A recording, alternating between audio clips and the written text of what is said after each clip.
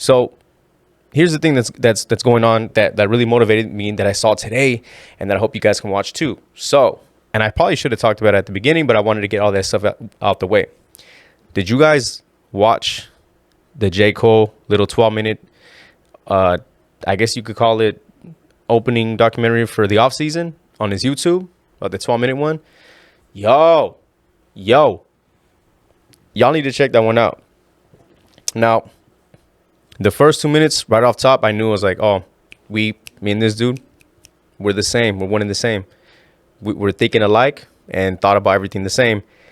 I have those same thought processes, and I have those same, whatever gene that is in his brain, whatever he's thinking, I'm like that too.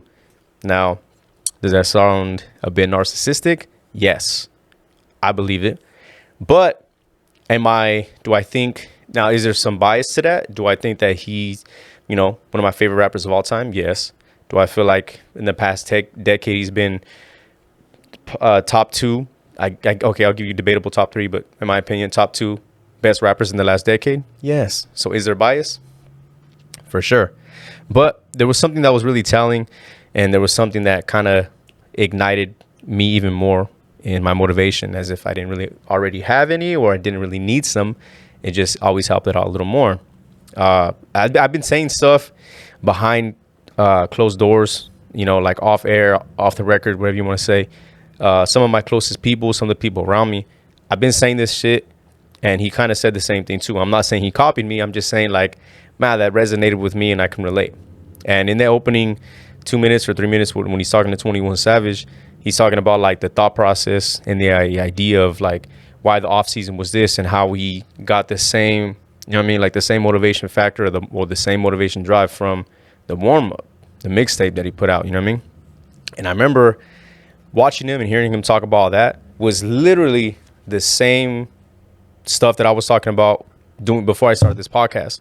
It was literally just being like, I want to go into all this and go in it. Like, if I'm in it, I'm gonna go in it and put in my whole effort, like 100%, and I'm gonna go out my, again, I always mess up with the words, but I'm gonna get out of my comfort zone. I'm gonna go outside the box. I'm gonna do stuff that I normally wouldn't do. I'm gonna do the things that I know I should do.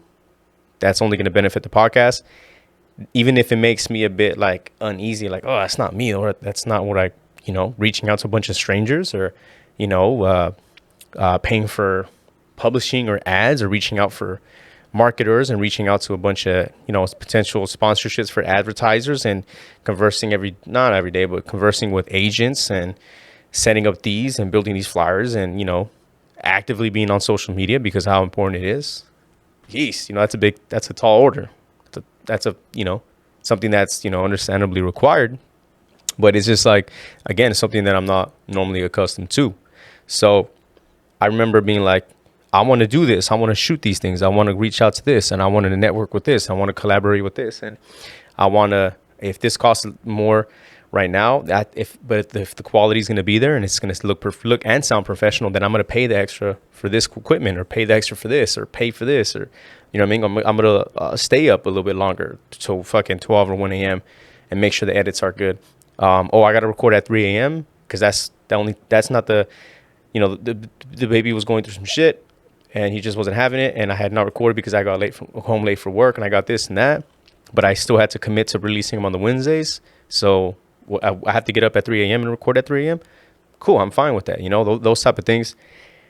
And I do all that. And I said all that to say that when he said, J. Cole, when he had said, like, is he going to look back at all this and regret some stuff, like, oh, he didn't really put in this, or he's going to feel like as if he didn't fully commit to this, or he could have done this different, or he could have done this, or he could have done that. That, like I said, resonated with me, because that's exactly what I was saying going into this. Is like, am I gonna look back a month from now? Like, literally, like I could look back in a month and be like, did I not do this right? Did I do this? Should I have done this?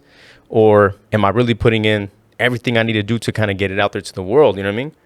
And so every month I would say, yeah, I do look back, and I was like, okay, let's look at all this that I've done. Let's look at these numbers. Let's look at where the direction this is going, or how can I improve this episode, or this episode is kind of like you know what I mean? Like I kind of was just like the solo ones just didn't really, you know, kind of seem monotone and this and this and that. So how can I improve those type of things? You know what I mean? Or it's just like maybe I'm like reluctant to like reach out to someone because I feel like they're kind of, you know, in a bigger platform and bigger than, you know, the stage where they're at in life as opposed to me. And just like, am I going to be intimidated by that? Or am I like afraid of like rejection or just saying no? I don't know, but I'm going to make that effort to reach out either way, just to say, hey, at least I tried, or at least I did. You know what I'm saying?